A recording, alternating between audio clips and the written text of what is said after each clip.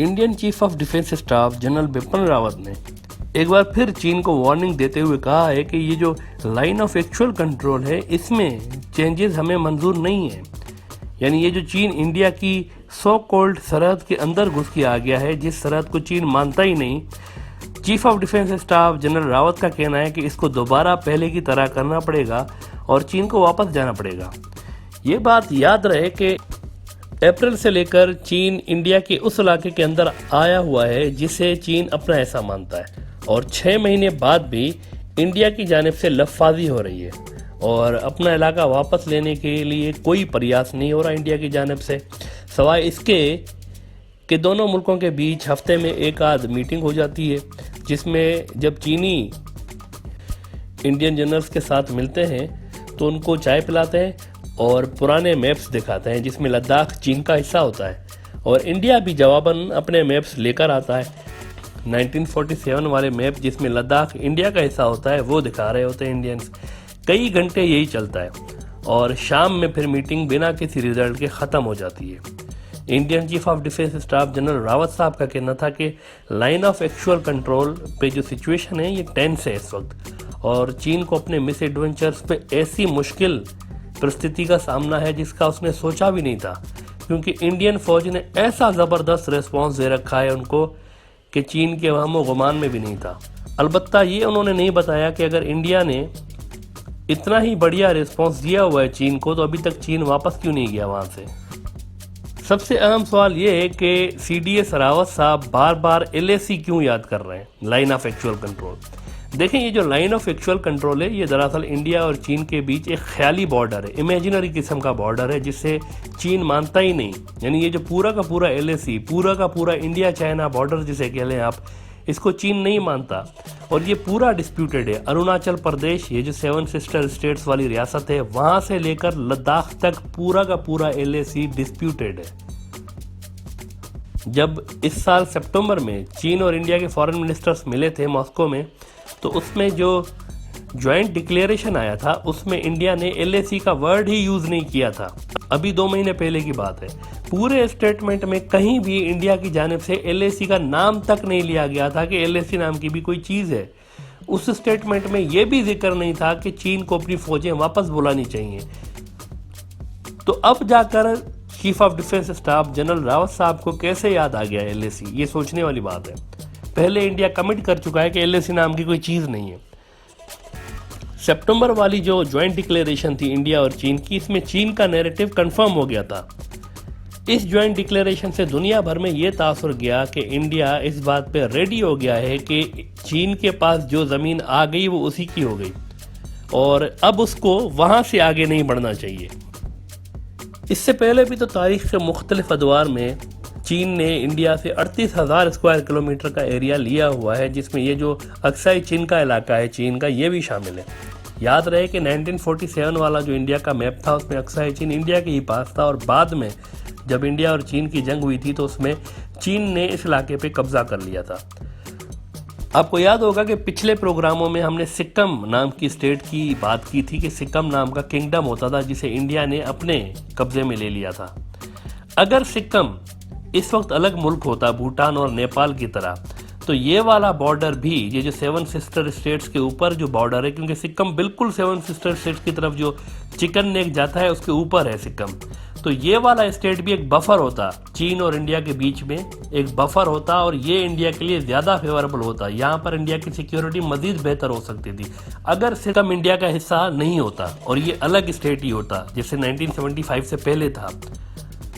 तो ये इंडिया ने एक बहुत बड़ा ब्लंडर कर दिया था। इंडिया ने अपनी जो एक्सपेंशनिस्ट उसकी थिंकिंग रही है माजी में, उसने मॉरिशस पे इन्वेड करने की कोशिश की, श्रीलंका में फौजें डाली, सिक्किम पे कब्जा कर लिया। अगर इंदिरा गांधी की इस तरह की थिंकिंग ना होती तो इस वक्त चिकन नेक को लेकर इंडिया इतना परेशान नहीं होता। अगर सिक्किम अलग मुल्क होता तो यहाँ पर इंडिया को ज़्यादा फौज रखने की भी ज़रूरत नहीं पड़ती, जैसे कि नेपाल और भूटान का बॉर्डर शांत बॉर्डर है इस वक्त, और अगर सिक्किम अलग मुल्क होता तो वो भी एक शांत किस्म का बॉर्डर होता। लेकिन सिक्किम को अपने अंदर जम करके इंडिया ने अपनी मुश्किलात बढ़ा दी हैं, क्योंकि अब डायरेक्टली इंडिया का बॉर्डर चिकन नेक वाले एरिया में भी चाइना के साथ लगता है। इसी तरह का एक ब्लंडर इंडिया ने आर्टिकल 370 लद्दाख और कश्मीर से हटाकर भी किया हुआ है, और यही वजह है कि पाकिस्तान और चीन कभी भी इतना पहले क्लोज नहीं थे मिलिट्री एतबार से जितना अब हो गए हैं। अब तो मुकम्मल तौर पर दोनों मुल्क साथ हो गए हैं इंडिया के अगेंस्ट, क्योंकि इंडिया ने दोनों मुल्कों के साथ नाजायज़ी की हुई है। दोनों मुल्कों के इलाके जो मुतनाज़ा इलाके थे उनको अपने अंदर जम करके, यानी पहली गलती इंदिरा गांधी ने की थी जिसकी सज़ा अब इंडिया इतने साल के बाद आके भुगत रहा है, और दूसरी गलती मोदी साहब ने की हुई है। Chief of defence staff general Rawat का ये भी कहना था कि कोविड की वजह से ये जो इकोनॉमिक स्लो डाउन हुआ है चीन में, इस वजह से भी चीन ने साउथ चाइना सी, ताइवान और लद्दाख में इस तरह की कार्रवाइयाँ की हुई हैं ताकि लोगों का ध्यान इकोनॉमी से हट जाए। लेकिन बिपिन रावत साहब से इंडियन मीडिया में से किसी ने यह सवाल नहीं किया कि इकोनॉमी तो इंडिया की ज़्यादा गिरी है। IMF की रिपोर्ट के मुताबिक -10.3% से ज़्यादा इंडियन इकोनॉमी गिरी है, जबकि चीन के साथ तो ऐसा कोई मसला नहीं। जबकि कोविड में भी इंडिया दुनिया में दूसरे नंबर पर आया हुआ है, और चीन तो बड़े ज़बरदस्त तरीके से उन्होंने इस वबा पर काबू पाया था। लिहाजा कोविड कैसे मसला हो सकता है चीन के लिए? इस सारे सिचुएशन का जिम्मेवार कोविड कैसे हो सकता है? इस सारी सिचुएशन का जिम्मेवार दरअसल मोदी साहब की गलत पॉलिसियां हैं। उनको आर्टिकल 370 रिमूव नहीं करना चाहिए था। ये एक रेड लाइन थी जो कि इंडिया ने क्रॉस कर ली थी, जिस वजह से ये सारा मसला स्टार्ट हुआ है। अलबत्ता एक चीज़ चीफ ऑफ डिफेंस स्टाफ ने बिल्कुल सही कही, और वो ये कि उनका कहना था कि पाकिस्तान के साथ जो हमारा बॉर्डर डिस्प्यूट है इसमें चीन मुकम्मल सपोर्ट कर रहा है अब पाकिस्तान को। इसके अलावा साउथ चाइना सी में बेल्ट एंड रोड इनिशिएटिव जो है, यानी ये जो चीन का वन बेल्ट वन रोड वाला जो प्रोजेक्ट है, इसकी वजह से उनका कहना था कि चीन का असर बढ़ रहा है। इस वजह से आने वाले टाइम में चीन और इंडिया के रिलेशंस ख़राब ही रहने वाले हैं। ये एनालिसिस हमने भी ब्रॉडर व्यू के पिछले एपिसोड्स में आपको दी हुई है, जो कि अब chief of defence staff general Rawat साहब भी प्रेडिक्ट कर रहे हैं। CDS रावत ने बिल्कुल सही एक्सप्लेन किया है इस पूरे सिनारियो को, जब वो ये कहते हैं कि इंडो पैसिफिक रीजन में चीन का असर बढ़ रहा है। इसके अलावा बहुत से अहम मुल्कों में जब चीन स्ट्रेटेजिक पार्टनरशिप में भी इन्वॉल्व हो रहा है, मसलन पाकिस्तान, इजिप्ट और आसियान के ममालिक। ये सब चीन इसलिए कर रहा है ताकि एक फेवरेबल पोजीशन में वो आ सकें, अपने ओवरसीज जो उनके इंटरेस्ट हैं उनको सेफगार्ड करने के लिए। ये बिल्कुल सही बात कही है chief of defence staff general Rawat ने। इन्होंने जो दूसरी अहम बातें की हैं उनमें से ये भी है कि 2 फ्रंट वॉर से इंडिया को खतरा है, यानी चीन और पाकिस्तान से, क्योंकि अब चीन मुकम्मल तौर पर पाकिस्तान के साथ खड़ा है। ये बयान CDS रावत ने पहले भी कई बार दिया हुआ है। लास्ट ईयर भी उन्होंने ये बयान दिया था कि हमें 2 फ्रंट वॉर से खतरा है। इस पे चीन के सरकारी अखबार ग्लोबल टाइम्स ने कहा था कि CDS रावत के जो एरोगेंस है इसने इंडिया की इमेज को ख़राब किया हुआ है। Chief of defence staff general Rawat ने इससे पहले 2017 में भी ये इल्ज़ाम लगाया था कि चीन और पाकिस्तान मिलकर हमारे खिलाफ महाज बना रहे हैं, यानी टीम बना रहे हैं दोनों मिलकर हमारे खिलाफ। और मज़े की बात यह है कि उन्होंने ये बयान डोकलाम में जो इंडिया और चीन आमने सामने हुए थे उसके 1 हफ्ते बाद दिया था। यानी जैसे ही थोड़ी सी टेंशन कम हुई थी डोकलाम में, आपको याद होगा कि इंडिया और चीन कई हफ्ते स्टैंड ऑफ में इन्वॉल्व रहे थे, तो जैसे ही वो ख़त्म हुआ था तो उसके बाद जनरल रावत साहब ने यह बयान दिया हुआ था। इसकी वजह यह भी थी गालिबन कि यहाँ पर डोकलाम में जहाँ चीन इंडिया को दबोच रहा था, तो वहाँ LOC पर, ये जो पाकिस्तान और इंडिया के बीच सरहद है, line of actual control, Kashmir वाले इलाके में, यहाँ पर पाकिस्तान ने इंडियन फायरिंग का भरपूर जवाब देकर रावत साहब को इस सोच में डाल दिया था कि कहीं दोनों मुल्क एक साथ ही ना हमला कर दें। यानी डोकलाम में वहाँ चीन और यहाँ LOC पे पाकिस्तान।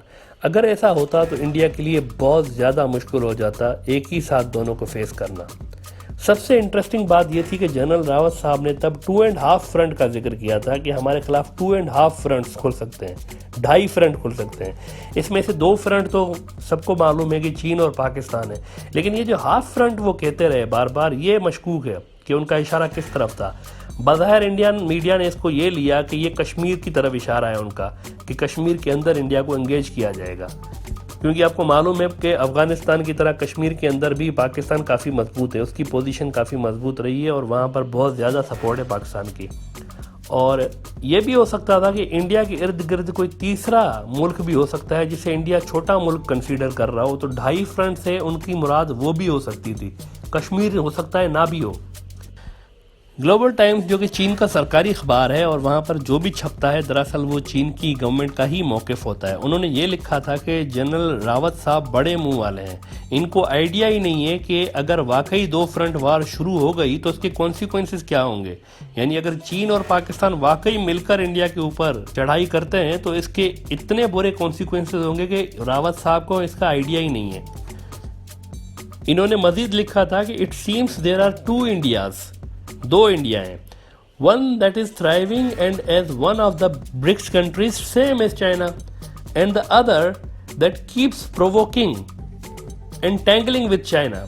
फिर ग्लोबल टाइम्स ये सवाल पूछ रहा है इंडिया के इस दोगले रवैये पे कि should we embrace the first India, यानी वो इंडिया जो ब्रिक्स में हमारे साथ ताउन कर रहा है, और teach the second India a lesson, यानी वो इंडिया जो हमारे साथ ताउन कर रहा है ब्रिक्स में हम उसको देखें, या ये जो दूसरा इंडिया है जो मुसलसल हमें प्रोवोक कर रहा है इसको सबक सिखाएं। Let the first India discipline the second one and the Indians with dignity should take care of mouth of senior officials like Rawat.